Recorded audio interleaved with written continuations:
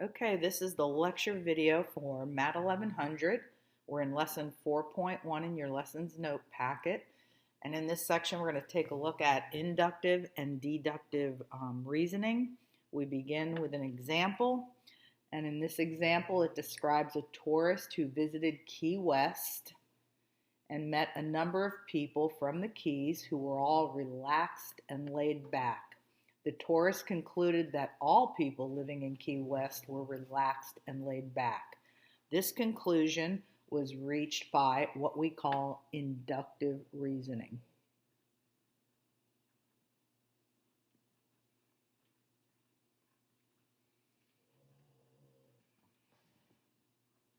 It's a powerful method of drawing conclusions. However, it is not a fact.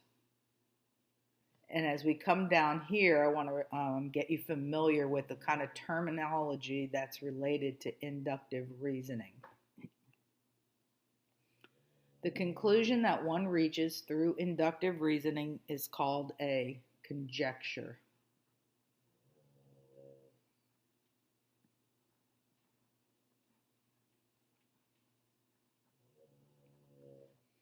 A hypothesis or an educated guess. This is how we refer to the conclusion that was drawn by this person who visited Key West. He observed various people all looking as though they were relaxed and laid back, and so he came to the conjecture or educated guess, or you could also call it hypothesis, that all people were relaxed. Some people even call this an opinion. If there's one case that can be found that disproves this conjecture that the tourist came up with, it is known as a counterexample. In other words, if the statement was made by this tourist who made the observations of all the laid-back people, if you can find one person walking down that sidewalk who looks all tensed out, then that would serve as what we call a counterexample, because you're coming up with an example of a person who's doing just the opposite of what this tourist claims is being observed all the time. He just may not have observed enough people to realize that not everyone is laid back. So the conjecture from the last example, that is the conclusion. It's actually, in this situation, it's called a conjecture, that all people are laid back. That was the conjecture that was made by the tourist. A counterexample, as I stated verbally already, would just be one resident that looks stressed out. Okay, then on the other hand, the other type of reasoning that we are looking at in this section is deductive reasoning.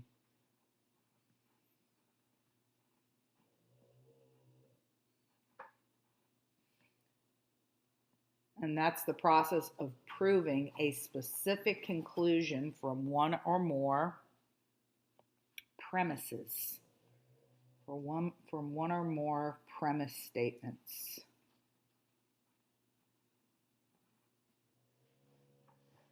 A conclusion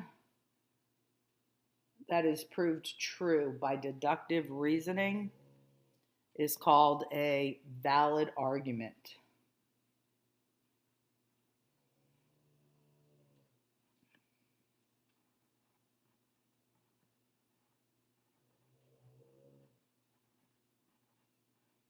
And let me give some more meaning to the word premise. A premise is a statement that has already been proven or believed to be true.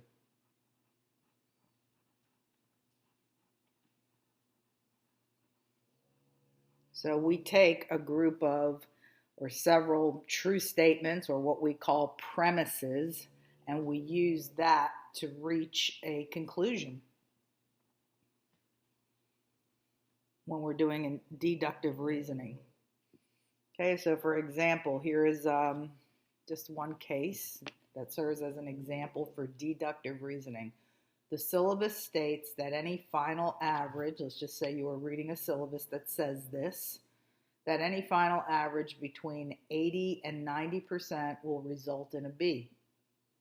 Now that is a fact, in other words, a true statement. If it's written in the syllabus, it is taken to be a truth. If I get a 78% on my final, my overall average will be 80.1%. So I will get a B. So this conclusion that this person is reaching based on what we call a premise or true statement. This true statement is allowing this person to come up with a conclusion that is considered a fact or valid argument, as we would call it. Okay, so this is deductive reasoning.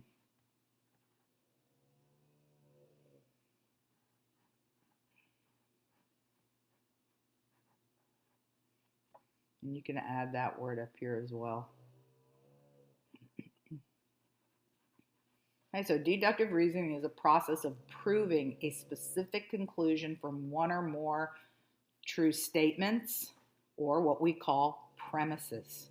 A conclusion that is proved true by deductive reasoning is called a valid argument.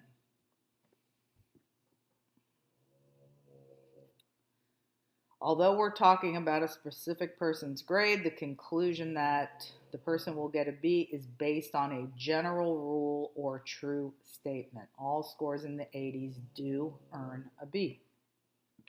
Okay, so just as a little summary box here.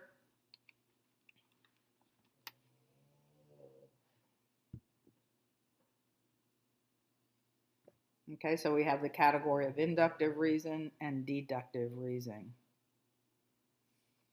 So this is inductive reasoning. It is used to draw a conclusion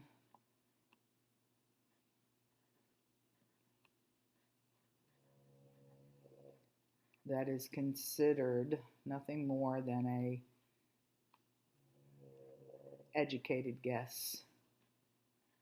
It's not considered fact.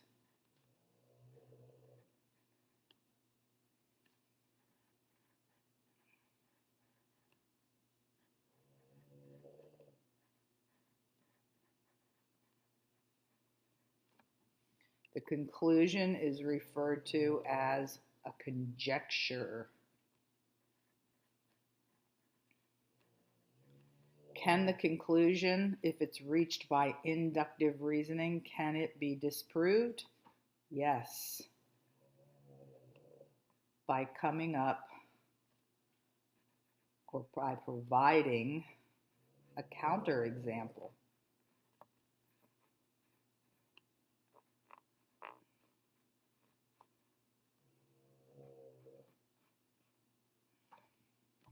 Deductive reasoning, on the other hand, this is for not drawing an educated guess, but providing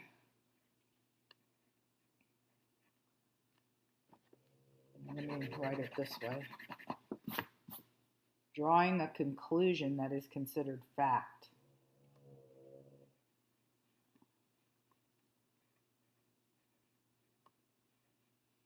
Whereas for inductive reasoning, it's just an educated guess that is based on a selected number of observances.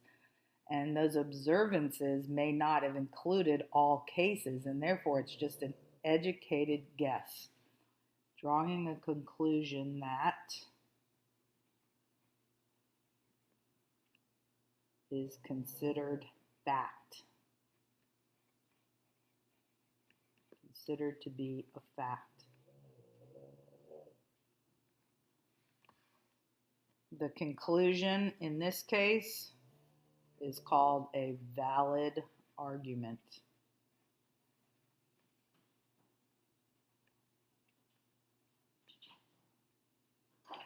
Can the conclusion be disproven? No, and that is because the conclusion was reached based on several true facts.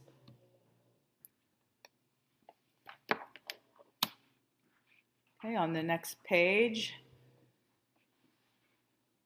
we have an example that we're going to work through. It says, repeat the following procedure for the 4 given numbers. Okay, so let's see.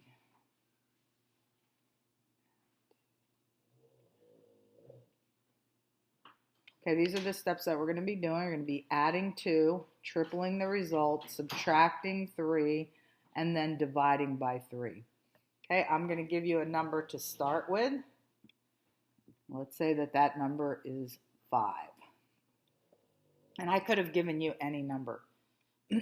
So let's just try 5 right now. I don't know that we're going to do it for 4 numbers, but we'll do it for at least a couple. So this was just arranged as though you were going to do it in groups, but since I'm the one doing it, I'm going to demonstrate it on a couple of different numbers. So first thing we're going to do is add 2. Okay, so I'm going to add 2 in my first step. That gives me 7. Then I'm going to triple the result. So my second step is I'm going to take the result and triple it. At that point, I had 21.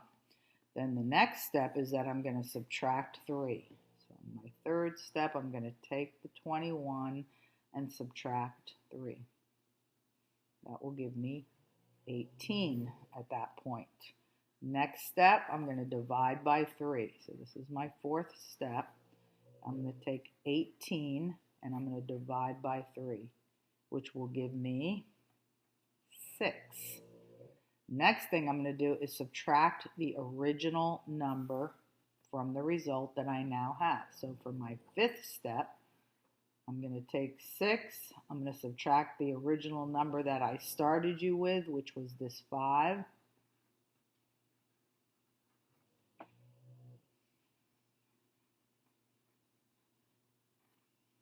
And that gives me 1.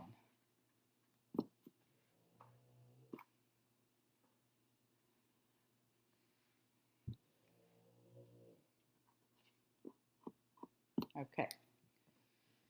All right, so now the result for this was just for 1. Now we can also try some of these numbers that are provided right here. And let's see what happens with those. These are just various numbers to try. So if I was repeating those 5 steps again, let's try it with the number 3. So remember in the first step what we did is we added 2. The steps are still right here. I ended up with a 5. Then in the second step we tripled the result. So let's take that result that I just had, triple it, end up with 15. Then in the third step we subtracted 3. So we'll take that 15 and we'll subtract 3. That gave me 12. Then in my fourth step, I divided by 3. So let's take that result of 12, divide by 3, and I get 4. Last step, subtract the original number. So let's take my result that I just got and subtract the original number, which was 3 in this case. And notice that with this series of steps that I continue to get 1.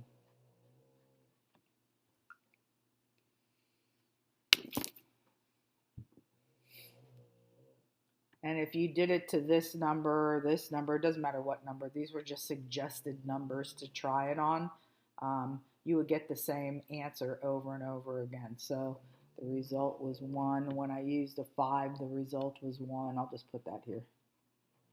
Doesn't really matter which numbers we're using. You would keep getting a result of 1. So write a conjecture that relates the result of the process to the original selected number. The result is always 1.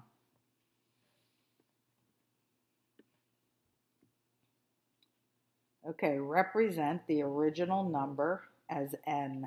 And then we're going to use deductive reasoning to prove that the conjecture is in part A always comes out to be 1. So now we're going to give a general deductive pattern of reasoning in order to prove that for all cases, not just selected cases, because when you're calling it a conjecture, you have checked out just an isolated number of cases, just like the guy that was walking around in Key West in our first example. He only observed, a few people that were walking by and right away assumed or came up with a conjecture, an educated guess that all people are relaxed. Yet, if he had given himself enough time to, and I don't know that he could ever observe all cases. So in that kind of situation, it's always going to be just an educated guess. And when you're coming up with a conclusion in that manner, what we refer to as a conjecture, it can always be disproven by just finding one case, which we call a counterexample, that disproves it, just coming up with a person who's walking down the sidewalk and is irate.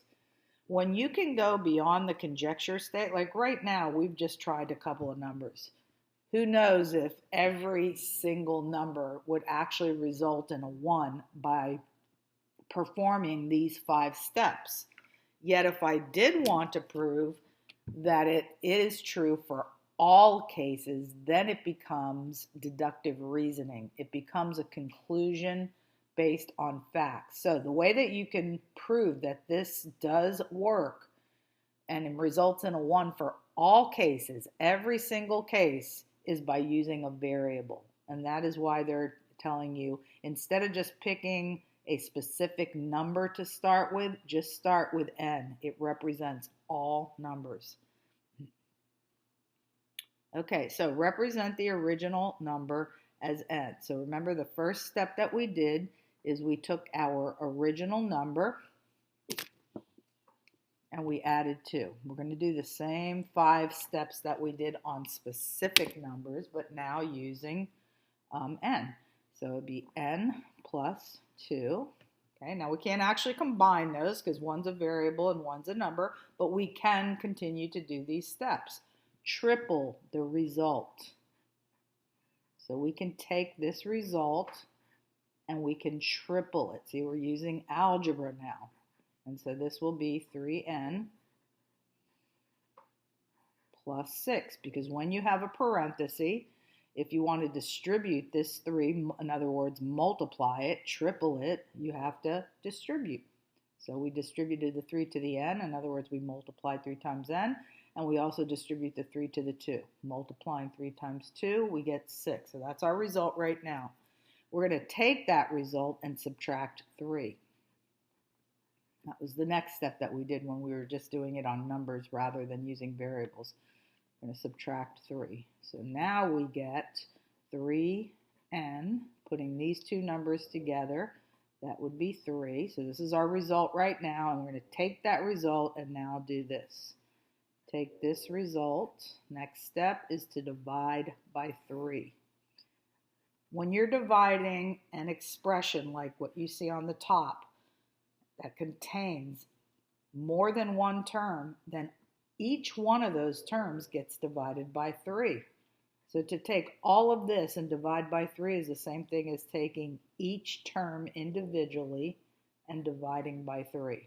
Plus second term divided by 3.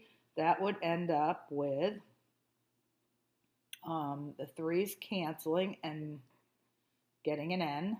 And then 3 divided by 3 is 1. Then we have to do this. So we've done this step, this step, this step, this step. Now last step, subtract the original number. Well, our original number was n. That is what we started with. We started off with this n right here and began step 1. So our original number is n. This cancels with this, and here we are right back to the same result that we got when we were using specific numbers. So we have proven that the conjecture that we observed in the pattern that continued to happen after we tried a couple of numbers, that it actually occurs for all numbers using this specific set of steps.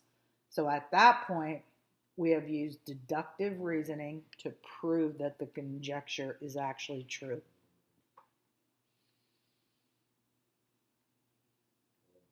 Okay, now this is what I said verbally. Why is the process considered deductive reasoning in part B, while the process in part A is considered inductive reasoning? So I'll write it now. I've already said it verbally. The process in part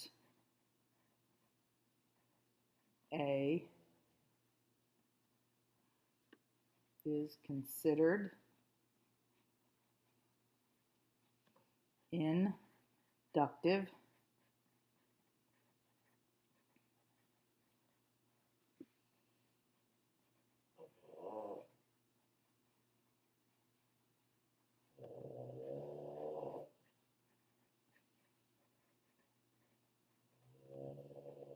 because it is performed on a selected number of cases. It has not been proven for all cases. And when you're only using a selected number of cases, who's to say that you couldn't go and choose some number down the road that would disprove it? So at that point, all it is a conjecture.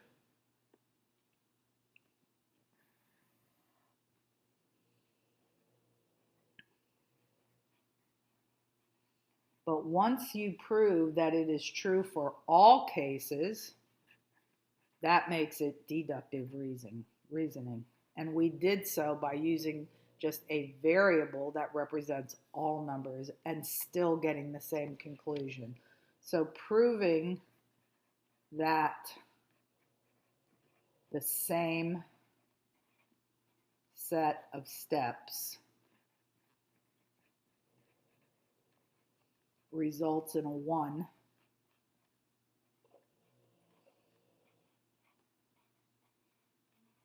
for all cases, which we did by using just a number that represents all numbers.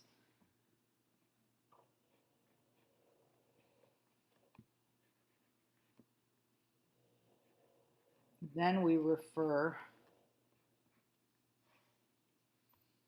okay, once it has been proven for all cases, we refer to the type of reasoning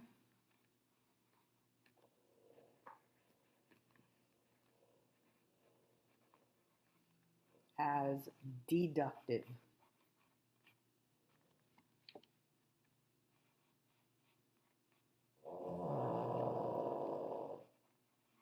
As deductive reasoning.